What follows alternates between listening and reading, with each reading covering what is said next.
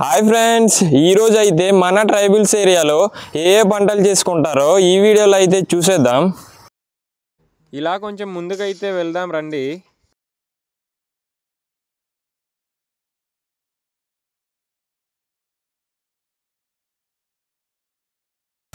ఇదిగోండి ఫ్రెండ్స్, వీటిని అయితే మేము సోళ్ళు అని పిలుస్తాము. వీటిని ఎలా పండించుకుంటారో ఈ వీడియోలో మన అన్నగారిని అయితే అడిగేద్దాం. చెప్తారు.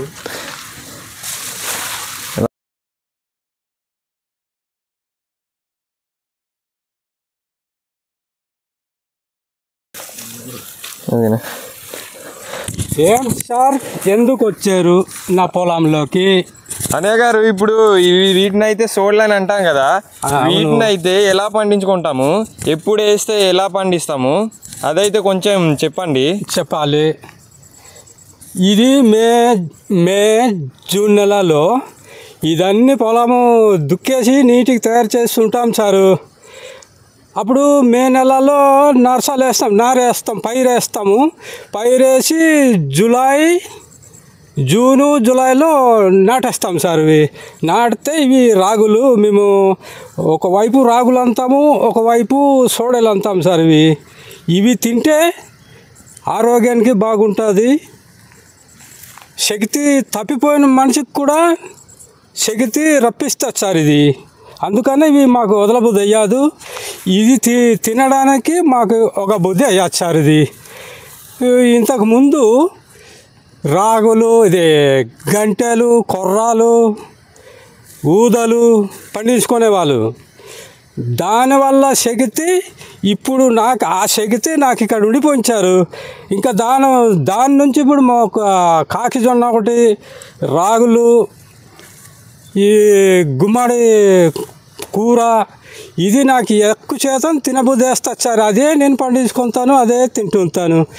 ఎంతకైనా నేను పొలంలో వరి పండించినా సరే కానీ ఈ రాగుల పిండి, కాకి జొన్న, గుమ్మడి కూర తింటాను సారు.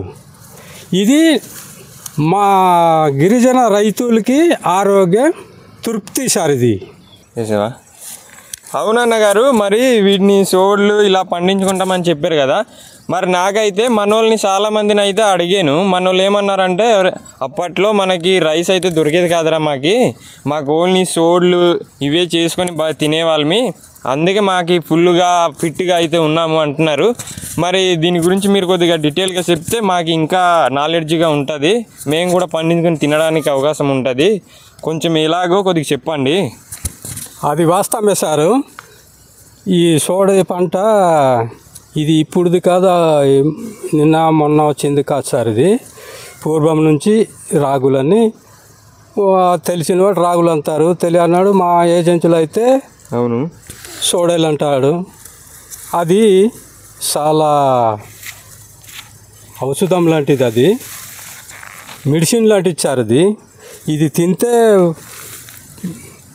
ఆ టయానికి గాలికి ప్రాణం వదులుతున్న లాంటి వాడికి కూడా ఇది ప్రాణం పోచేటట్టు పంట సార్. ఇది దానివల్ల దీనికి వదలబుద్ధి అయ్యాదు.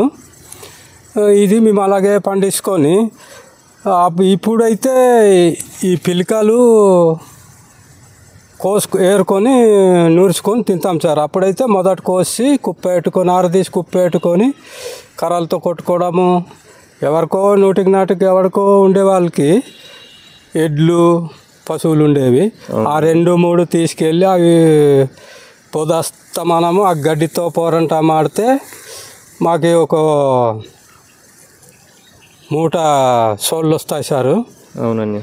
ఆ సోళ్ళు తీసుకెళ్ళి ఇంటి దగ్గర ఉంచుకొని, మరి దాన్ని రోకాలి అంటారు, దాన్ని తీసుకెళ్ళి ఆరదీసుకొని మళ్ళీ రోకాలతో పెట్టి 2 రాయిలు ఉంటాయి సారు. అవునన్నా. 2 రాయిలు ఉంటే దానికి ఒక ఆడపిల్ల పొద్దున్న నుంచి మధ్యాహ్నం సాయంత్రం దాకా అవి కొంచెం ఆ 2 రాయిల దగ్గర అది తిరిగేలంటారు. దాన్ని పూడ్చుకొని అలా గిసురుతూ ఇలా తిప్పుతూ సాయంకాలానికి పిండి అవుతుంది సార్. పిండి అవుతే దానికి పులి పెట్టుకోవడము, లేదంటే ఏదో తోప అంటారు, తోప చేసుకోవడమే, ఏదో ఒకటి చేసుకొని తింటాం సారు.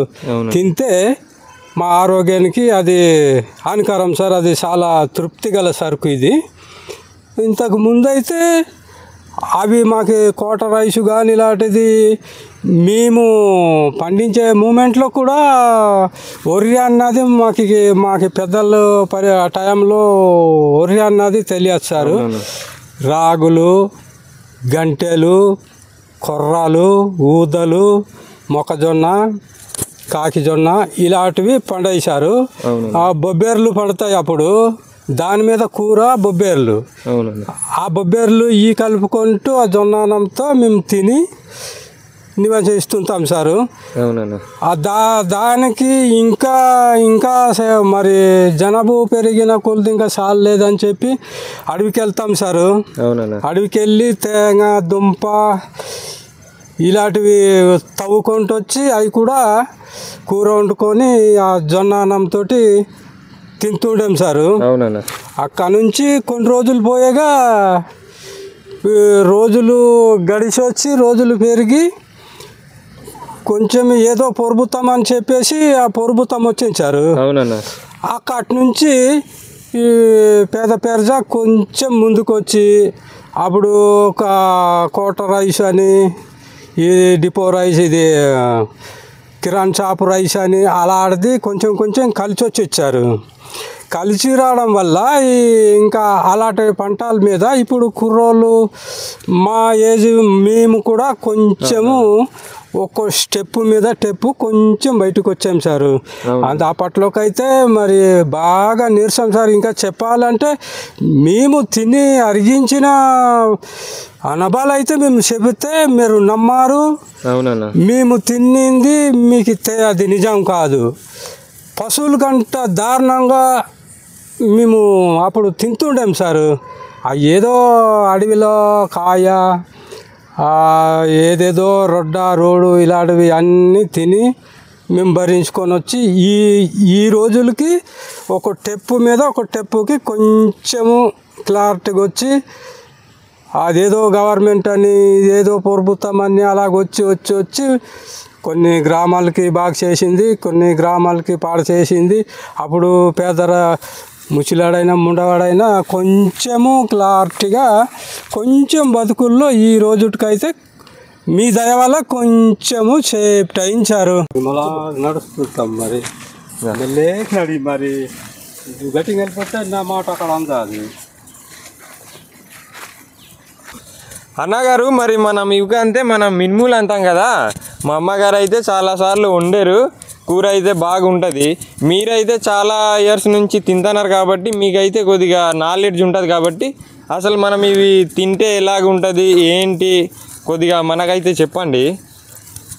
ఇది ఆ బొబ్బెర్లు కంట బొబ్బెర్లు ఇందాక చెప్పానే, ఆ బొబ్బెర్లు కంట పప్పు ఇది నీట్గా ఉంటుంది. కొంచెం డిసు లాగా ఉంటుంది కానీ కూర మాత్రం ఇది మంచి బాగుంటుంది సార్. ఇది అందుకనే ఇది కొత్తగా వచ్చింది పంట.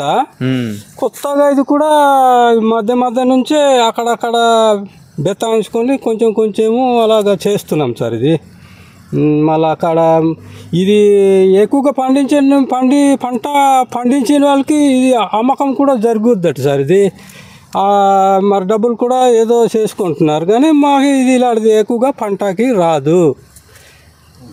అన్నగారు మరి మనం ఇవి కాకి జొన్నలు అంటాం కదా, మరి అప్పట్లో అయితే మీరు ఎక్కువగా ఈ కాకి జొన్నల్ని ఎక్కువ తినేవాళ్ళని అంటున్నారు మనోళ్ళు. ఇప్పుడైతే అవి ఎక్కువగా యూజ్ చేయట్లేదు, ఎక్కువ రైసే తింటున్నాము. మరి అప్పట్లో మీరు బాగా తినేవారు కదా, మీకు ఎలా అనిపించేది, ఎలా ఉండేది కొద్దిగా చెప్పండి మాకు. ఈ కాకి జొన్న అంటే ఇది కిందనైతే అది ఏదో పశువులకి పోసిన తొక్కు లాంటిది సారు. అవునా? ఇక్కడికైతే ఇది మాకి పూర్వం నుంచి రాగులు ఒకటి కాకి జొన్న ఒకటి చాలా అవసరమైన సరుకు. మాకు ఇదే పంట, ఇదే సంపాదనము, ఇదే మా తిండి. దీని అంత బలము ఇంకా రెండోది ఏం లేచారు. అవునా?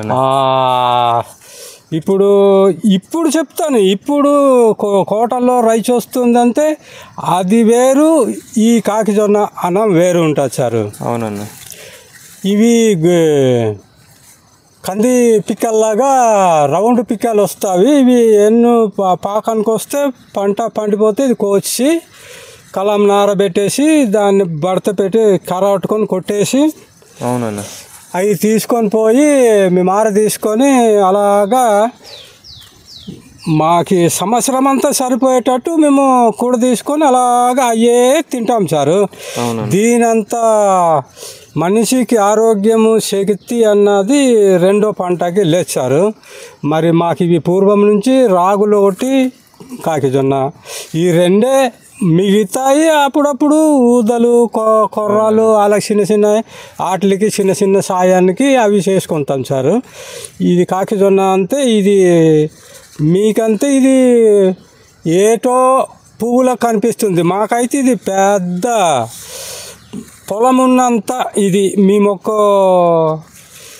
ఎకరంగానే ఇది తయారు చేసి ఉంటే మాకు సంవత్సరం వల్ల ఇంకొకటి దగ్గర అడుక్కునే పని లేదు సార్. ఇది దీనివల్ల బలము, దీనివల్ల శక్తి, దీనివల్ల ఆరోగ్యం. మరి ఇంకా రెండోది ఏది లేదు సార్. ఇదొకటి రాగుల పిండి ఒకటి.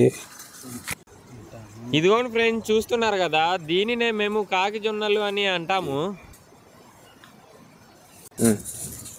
అన్న. మరి ఇవిగో ఇవి ఉన్నాయి కదా, ఇవి మనం అలసందులు అని అంటాం కదా. మరి మనకైతే తెలుసు అలసందులు ఇవని. మరి మన వీడియో చూసే వాళ్ళకి ఎలాగా ఏంటో కొద్దిగా చెప్పండి వీటి గురించి. ఇవి అలసందులే కానీ ఇంట్లో రుచితనము వేరేగా ఉంటుంది. అవునన్నా. కందిపప్పు కిందని పడుతుంది పెసాలు, దానికంటే ఇది ఇంకొక రూపం ఉంటుంది అన్నమాట. ఇది మేము ఎందుకు పండిస్తామంటే మాకు రాగులు పిండి ఉంది, అది అంబాలు చేసుకొని ఇవి కొంచెం ఉడకదీసి పిక్కలు ఉడకదీసి అప్పుడు దానికి మేము అదే కూర రాగుల పిండి అంబాలతోటి ఇది కూరకి ఇది పండించుకుంటాం. ఇది దీని నుంచి ఇంకా ఇది ఎందుకంటే దీనికి పిండి యూరియా పడదు కాబట్టి ఇది మాకు ఫ్రెష్గా ఉంటుందని మేము ఇలాట్లు ఒకటి రెండు పాదులు వేసుకుంటాం అన్నది. అందుకనే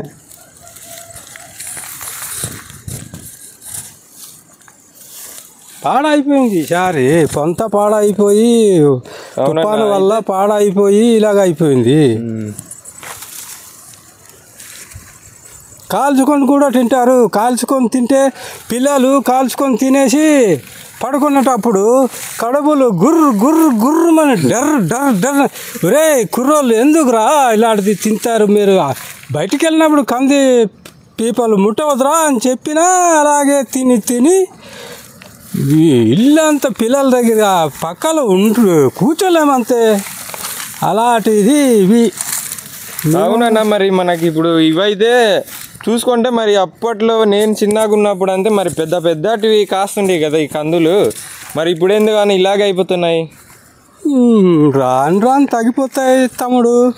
ఇదంతా అలాగే పంటలు కూడా డౌన్ అయిపోయి మేము వేసుకున్న పీకల అలసందులు కూడా కాపులు అలాగే ఈ పురుగు పట్టేసి ఈగ పట్టుకోవడం వల్ల అలాగా చిన్న చిన్నవి అయిపోతున్నాయి అన్న.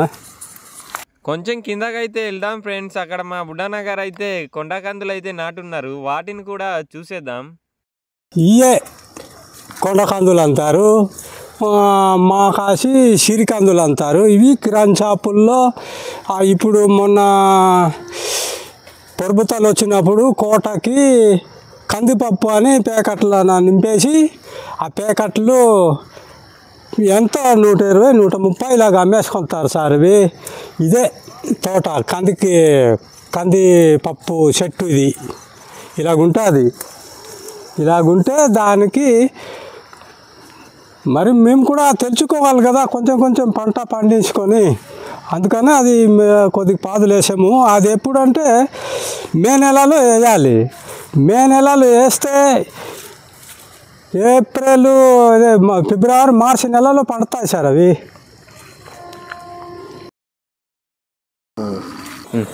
ఇవి చిన్న చిన్న పొంతాలు, ఇవి పసుపు కొనలేక మేమే 2-3 పాదులు ఇలాగ వేసుకుంటాము. అవి మాకు సంవత్సరంకి అలాగా సాపులంటే తగ్గుతుంది.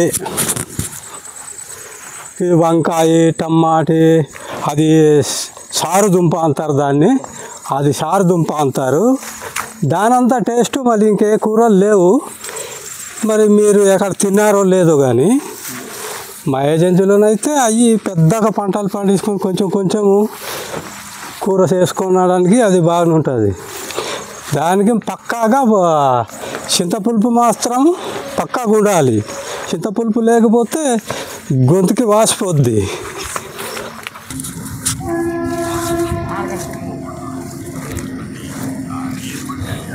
పదండి ఫ్రెండ్స్, కొంచెం ముందుకైతే వెళ్దాం. అక్కడ చిక్కుడు కందులు అయితే ఉంటాయి, వాటిని అయితే చూసేద్దాం.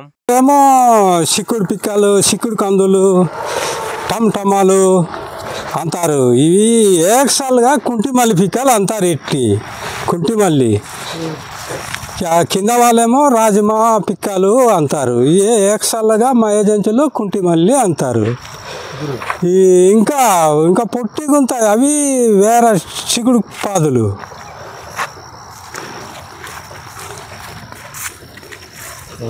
ఓకే, ఇందాక మీకు చూపించానా అదే పొంత. ఇదేమో ఆ చెట్టు ఈ రూపంగా కాయలు కాస్తాయి. ఇవి మీరు ఎప్పుడైనా తిని ఉంటే మాకు కామెంట్ చేస్తారు.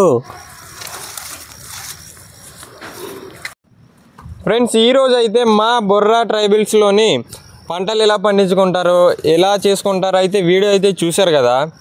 నాకు కొంత ఇన్ఫర్మేషన్ తెలియదు కాబట్టి మా నాన్న వాళ్ళ నాన్నగారికి అయితే కలిసి నేనైతే తెలుసుకున్నాం కదా. వీడియో నచ్చినట్టయితే లైక్ చేయండి, కామెంట్ చేయండి. అలాగే మన బొర్రా ట్రైబల్స్ వ్లాగ్స్ అకౌంట్ని అయితే సబ్స్క్రైబ్ చేసుకొని బెల్ సింబల్ని అయితే ఆల్లో పెట్టుకోండి. ఇలా చేయడం వల్ల మీ ఫోన్కి అయితే నోటిఫికేషన్లో మా వీడియో అయితే మీ దగ్గరికి అయితే వచ్చేస్తుంది.